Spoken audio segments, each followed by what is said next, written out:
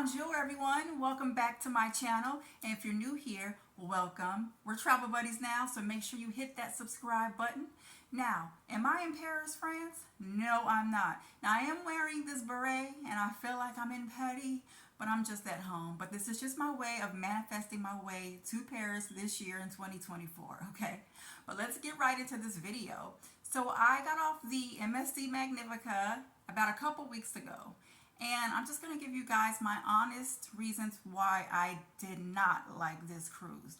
And mainly it's going to be 5 reasons why I hated the Msc Magnifica. And if you're interested in those reasons, make sure you stay tuned. Okay, so the Msc Magnifica, it first entered service back in 2010, and it holds just shy of 3,000 passengers. Now, the itinerary that they did offer, it was appealing. I wanted to go to Ocean Cay and I wanted to go to Nassau because I wanted to see their finished port.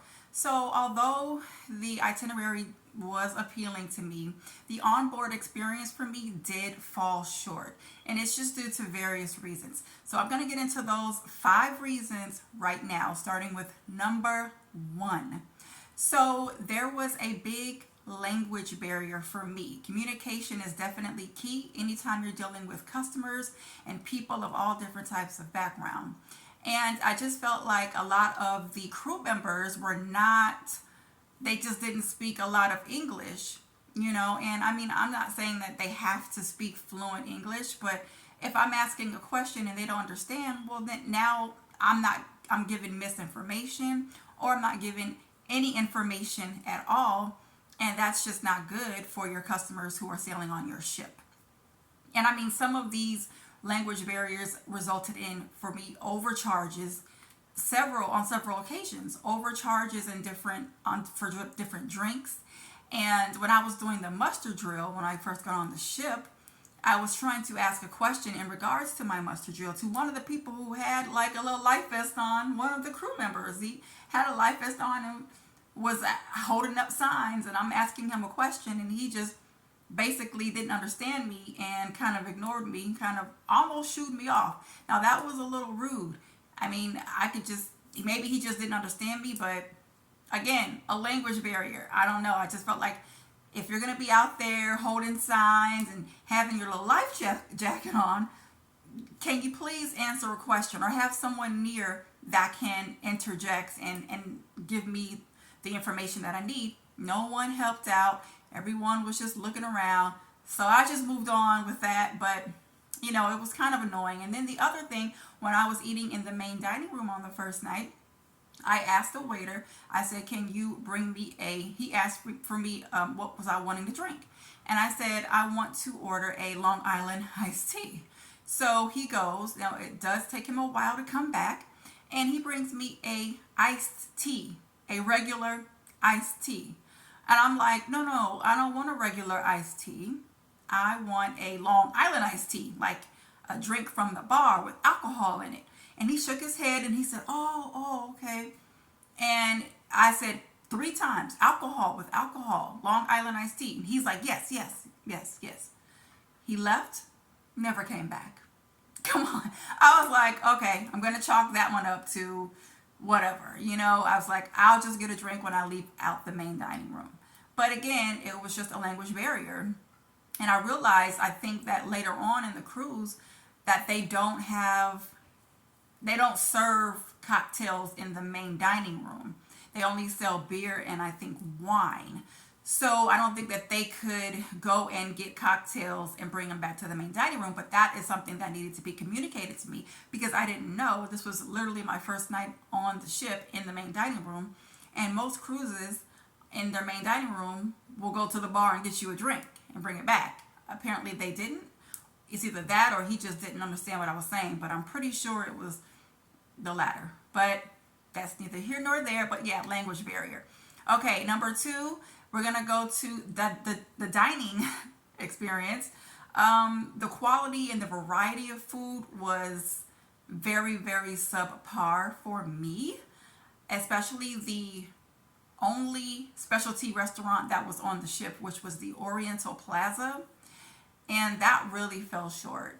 I didn't even videotape the food. I should have, but I forgot. There was a lot going on. But it was like the pad thai that I ordered, the chicken pad thai. It was a very small portion. The noodles looked like they were chopped up. They were very thin, and then they were chopped up. I'm like, this is not pad thai like it's supposed to be. Don't advertise pad thai if it's not pad thai. It literally looked like some noodles that they just chopped up. Then they were very thin. And I was like, wow. And it was like a small portion. And I had to pay $28 per person to eat there. So I was very disappointed in the only specialty restaurant.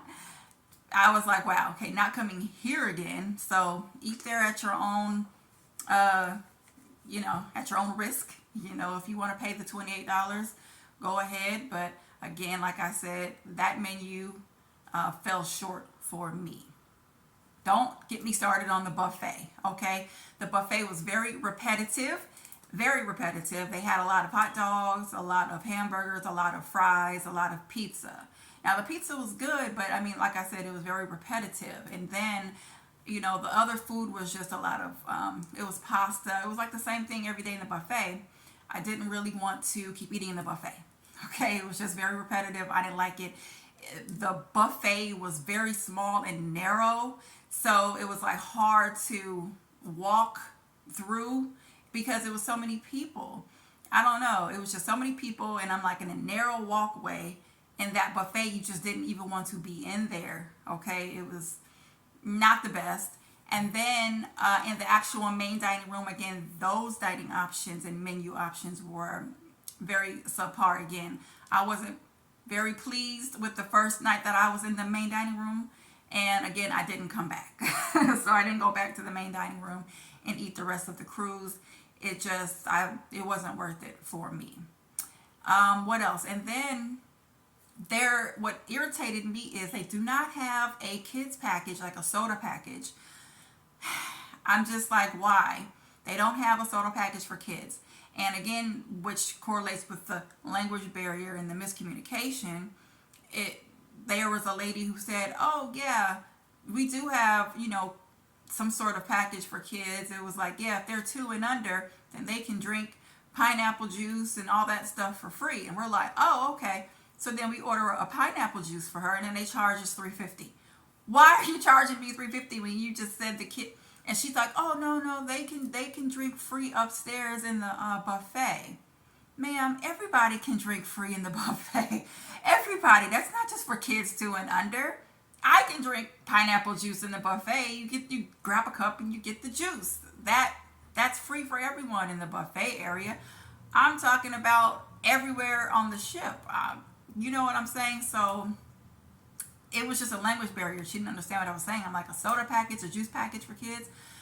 Otherwise, I'm paying $3.50 every time I'm not in the buffet. You know what I'm saying? And it's just like, I don't want to have to go to the buffet every time to get a kid's drink. Anyways, I didn't really like that. So, yeah. What else? It's just so much, guys. But we're going to move on to number 3, and that is their kids club. Their kids club really made me mad. So first, what I don't like about MSC's kids club is that they do not have any type of pre-register for the kids club. So I can't pre-register them online. I have to do it when I actually get on the ship, and which makes it harder because I couldn't even have her being my daughter. She's 2. And I couldn't even have her being watched on that same night because I had to register her that day. And it was like, no, you can only do it so me registering her on that day was for the next day. And I'm just like, gosh, if I could pre-register, then I could have her being watched today on the first night, Anyways, they should definitely look into having some sort of pre-register for the kids clubs, because then it was like a whole line out there, and all the parents were lined up trying to register their kids in all the different age groups, clubs, and it was just packed for no reason. If they weren't even dropping off kids, they were really trying to get them registered, and I had to actually fill out paperwork. And I'm like, what is going on? I had to sit down at a table and do paperwork. I didn't like that. I thought that was just a waste of time and a waste of space because everybody was crowded. I didn't like it. So they need to do better with that or get some sort of pre-registration. And also, if you do have, letting you guys know, if you have kids that are 2 and under, what they don't tell you is that you can have your child be watched, but they only watch them for an hour, which is whatever. But it's free. I did like it that it was free, but it's only for 1 hour, and they do not change diapers, and they don't feed or do any type of anything with the kids. They just watch them literally for 1 hour in this playroom with a lot of toys. 1 hour, and you have to pick them up in an hour. They do give you a little beeper, and then that's it. But they don't tell you when you have to sign them up, because they'll say, oh, it's only you know, you can go into the playroom for the 2 and under, but you have to have an adult in there with the kid. But they don't tell you that if you don't ask, they won't just tell you, but we do offer, you know, a 1 hour free hour of watching your child that's 2 and under. They don't even offer up that information. I didn't like that, because I knew the information, and when I asked her about it, she said the same thing about I can go and, you know, be with my daughter and play in the play area. I said, no, but you do offer a service where you can watch them for free without a parent. And they were like, oh, yeah. But see, they didn't want to give me that information because they don't want to really watch your kids. I'm like, MSC I'm hoping on their newer ships that they are more kid friendly and more family oriented and family friendly. But on this one, they're definitely not. So I don't know. I didn't really like that about the kids club. So make sure you guys know that if you do have child 2 and under, they do watch them for only an hour though, but it's free. But they will watch your child for an hour 2 and under. You have to let them know that you know about that, or they won't let you know. Okay, that's my little rant on the kids club. Let's move on to number 4. Okay, so number 4, guys, we're gonna go with the decor. I know this was an older ship, but I mean, it's not that much older. It's literally 2010 when this ship was built, and they did say that it went into refurbishment back in 2021, but I don't see what they really did. I did read that they added more cabins, and they say they added some sort of water slides for the kids area. They did not. So I don't know where that went, but the kids area was just, they had just slides. There was no water slides, no waterworks, anything dealing with water for the kids. So I don't know about that. But as far as the decor, like I said, it felt really dated, and it wasn't appealing. It was a lot of purple, a lot of suede purple. I just wasn't feeling it. You know, there was a lot of themed rooms. Well, one being like the Tiger Bar, giving very 70s, giving very 70s, and just old school feeling. And I'm just like, okay. But yes, I didn't really like that. I didn't like the fact that they don't have the diamond staircase. Yes, this is an older ship, and they started implementing the diamond staircases with the newer ships, but if it went into refurbishment back in 2021, you guys definitely could have added the diamond staircase. So I was really disappointed that they didn't even add a diamond staircase for their atrium. You could have done that at least, okay, when it went into refurbishment in 2021. I mean, I know going on the ship it didn't have it, but I just felt like they should have had it, since that now is kind of like MSC's staple. It's the diamond staircase. I feel like all of your ships should have it. You should add it to all of your ships, even the older ones. I do think that they should have done that. Okay, and also the doors on the ship were just very heavy. I felt like they were super heavy, and it was an issue for me because I have a baby and I had a stroller, and I'm tugging on these doors, and it's just like they were just overly heavy. I mean, they could change those doors as well. They really could. I didn't like those doors. And also the elevators on the ship, they're dangerous. You go in, if you don't go in fast enough, man, they're closing on you. And I've seen it close on some people, and it's just like, wow, you know, it can really hurt you if it just smashes on you. It's like, why are the doors closed so quick?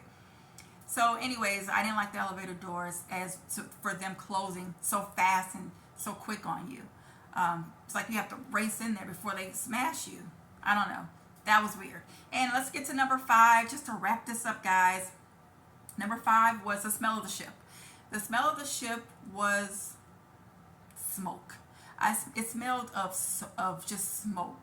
Now I know this ship is a European-based ship, and I'm pretty sure back in 2010 when it first started sailing, I'm pretty sure it was a lot of smoking on that ship. I don't know if they had any regulations regarding the smoking, but it just smelled like smoke, like it was ingrained in the carpet, like it was in the walls.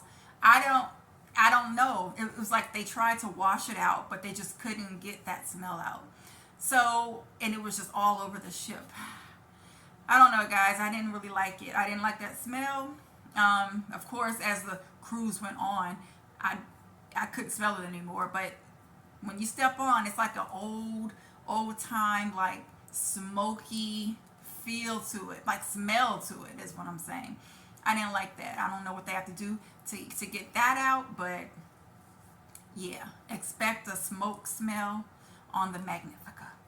And guys, that wraps it up for my 5 things that I did not like, basically hated on the Msc Magnifica, and I know they can fix those. I know they can. They can fix every single thing that I don't like. They can fix it. So if anybody from the MSC sees this, you guys can fix it, or just contact me. I'll help you out.